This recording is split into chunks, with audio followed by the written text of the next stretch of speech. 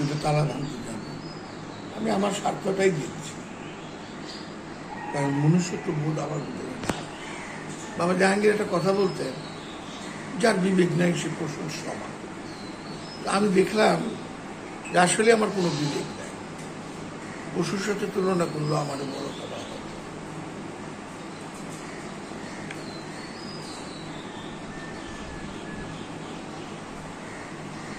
দুনিয়াতে দেখেন এখনো এজিদরে মুয়াবিয়ারে পৃথিবীর অধিকাংশ মুসলমানরাই আমিরুল মোমিনিন কয়।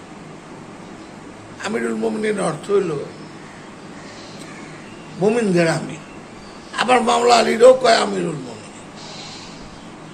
এখন মাওলা আলীর আর এজিদ মুয়াবিয়ার পার্থক্যটা এটা আপনারাই বিচার।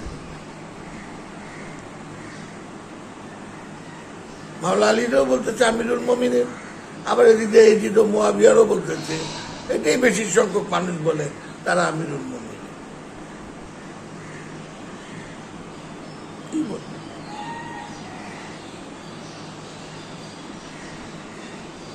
দয়া